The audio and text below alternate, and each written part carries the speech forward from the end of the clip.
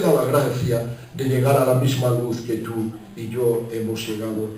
Pero cuando tal no se da, seguimos leyendo, ellos temblaron de espanto porque Dios está con la generación de los justos. Del consejo del pobre se han burlado, pues el Señor, pero el Señor es su esperanza. Ay, qué consolación encontramos aquí. En contraste con el juicio del pecador, la consolación del justo. El pobre es este. Se nos señala, pues, la protección. Bienaventurados los pobres en espíritu, diría el Señor Jesús, y así empezaría el sermón de las bienaventuranzas, porque de los tales es el reino de los cielos. Así que bendita pobreza la que nos hace ricos en Dios. Pero naturalmente esto comprende también todo tipo de pobreza, porque el Señor es amante y está al cuidado de todo el que le necesita, del enfermo, del que está hundido en problemas, del que sufre, del triste, del abatido. Dios está atento, sus brazos extendidos, algo que solamente se encuentra en la Biblia. Mira, podemos ver las Vedas de los hindúes, el Corán de los musulmanes, considerar la legislación de los griegos, el código de los romanos, aún el Talmud de los judíos, y no vamos a encontrar esa ternura, esa dedicación que en las páginas de la Biblia, del Nuevo Testamento en particular, aparece, y aún del Antiguo Testamento. Cuán tierno y maravilloso es Dios. Así es que nos encaminamos a los versículos finales y vemos que cambia absolutamente el panorama. Como de la noche se pasa al día. ¿Y qué encontramos? Encontramos una exclamación en el versículo 7. ¡Oh, que de Sión saliera la salvación de Israel! Este es un sentir contrario al mundo entendiéndolo como una humanidad sin Dios y sin esperanza. Mira, si eres estudioso de la Biblia, si te gusta, realmente si Dios te atrae, pues hasta en las genealogías, que a simple vista parecen aburridas, encuentras un mensaje. Y cuando consideras la genealogía de Seth, el que sucedió a Abel, y ves que todos eran pues pastores, eran gente que no buscaban en este mundo porque sabían que en una tierra maldecida no iban a poder encontrar pues lo que anhelaban. Buscaban las cosas de Dios, las cosas de arriba. Pero cuando miras la genealogía de Caín, encuentras exactamente lo opuesto. Encuentras gente que cultiva las artes, gente que realmente pues trabaja en elementos como el descubrimiento del metal, etcétera, etcétera. ¿Por qué este contraste tan radical? Porque mientras que los unos buscan lo de arriba, los otros buscan lo de abajo. Buscan hacer de esta tierra maldecida su paraíso, su lugar encantador. Buscan su propia salvación. Qué distinto es contigo y conmigo.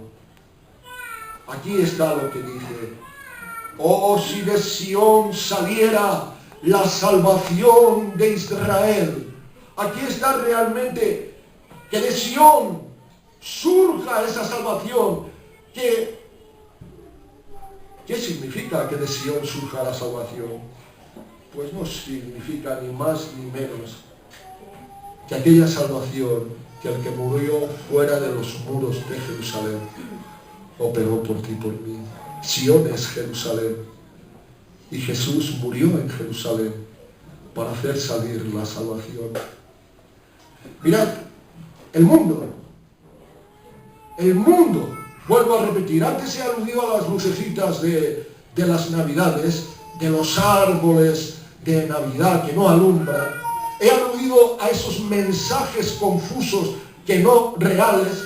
Gloria a Dios en las alturas y en la tierra paz a los hombres de buena voluntad. Mentira, no existen los hombres de buena voluntad. Como tampoco es cierto el hecho de que Jesús naciera el 25 de diciembre.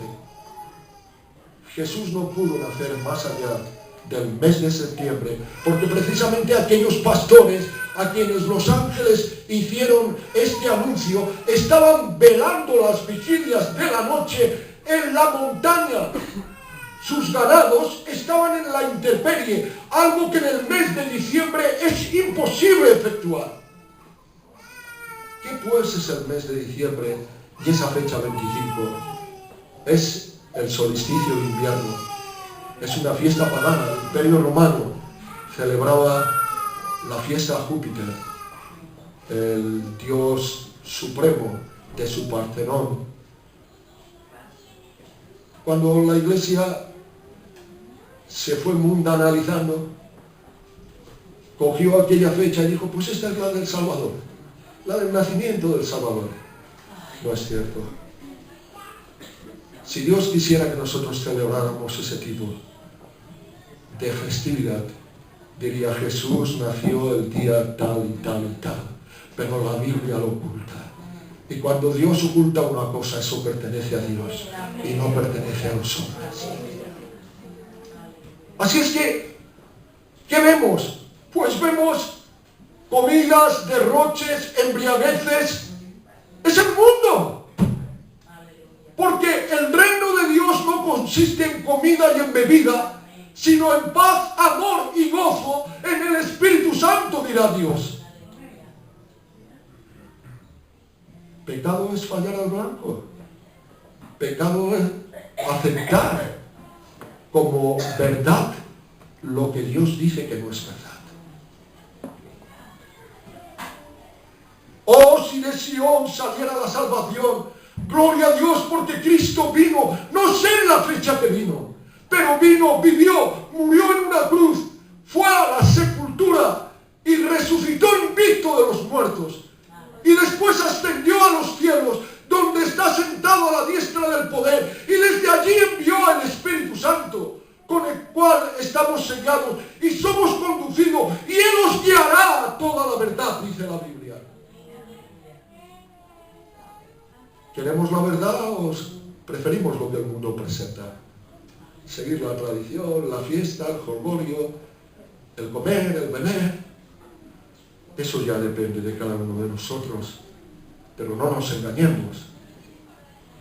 La tradición es una cosa, la palabra de Dios es otra muy distinta. No nos engañemos, el hombre tiene de sí un criterio, pero Dios tiene otro muy distinto. No nos engañemos. Si el hombre, como tú y yo hemos sido transformados, no lo hemos sido por méritos, lo hemos sido por la gracia de Dios. Sola, única y exclusivamente por la gracia de Dios. Porque ni aun la fe es algo que nosotros podíamos generar, ya que la Escritura dice que somos salvos por gracia mediante la fe, pero esto no es de nosotros, sino que es un don de Dios. Es Dios el que da ese don precioso que hace posible la salvación. Ah, qué seguridad tenemos tú y yo, tan absoluta, tan total. Mirad, voy terminando y lo hago señalando que, pues, la última cosa que leemos dice, cuando el Señor hiciere volver a los cautivos de su pueblo, se gozará Jacob y se alegrará Israel. Era la experiencia del salmista. Como he apuntado al inicio, el salmista en los primeros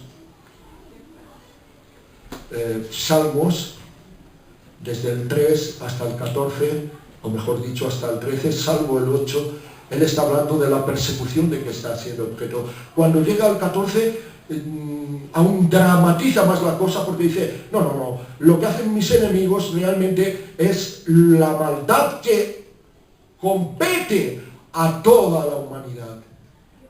Pero en medio de esa oscuridad, levanta los ojos y es cuando dice, como hemos leído, oh, que saliera de Sion la salvación de Israel.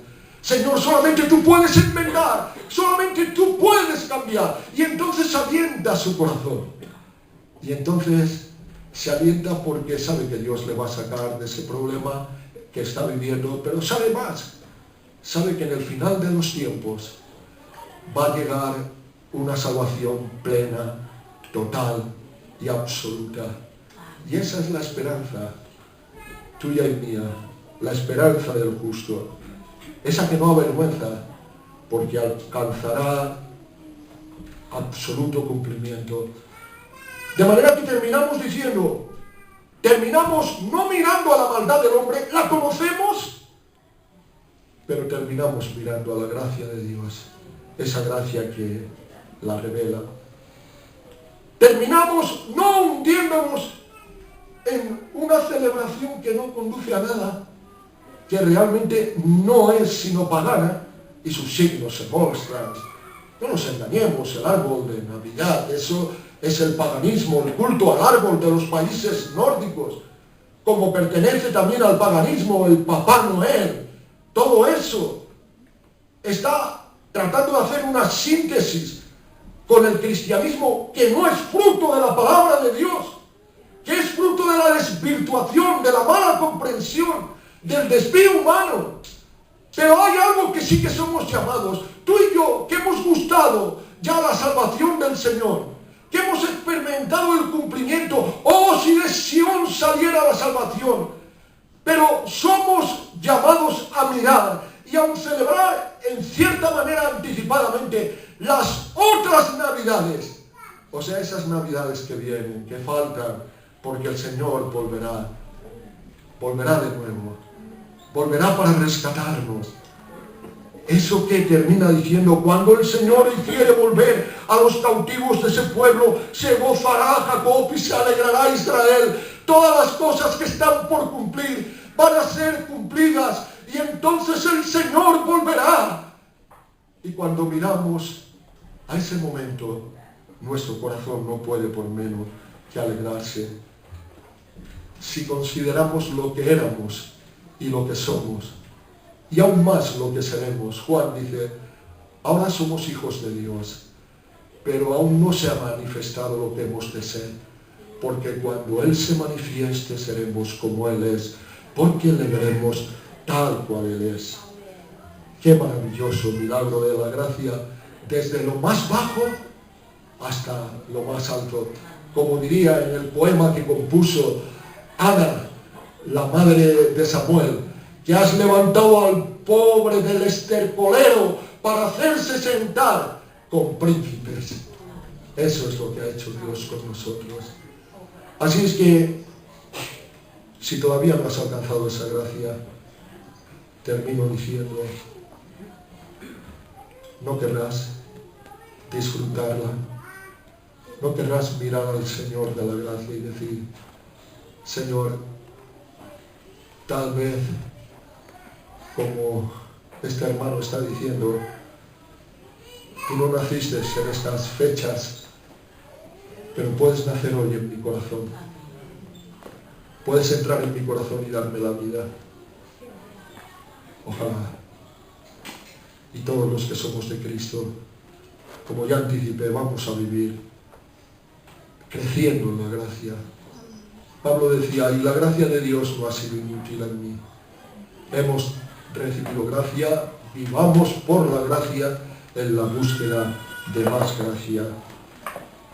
El que hace los cambios en los corazones está aquí de forma invisible y sin género de dudas efectuará aquello que tú y yo en nuestro fuero interno, sincera y honestamente, le estemos pidiendo y anhelando.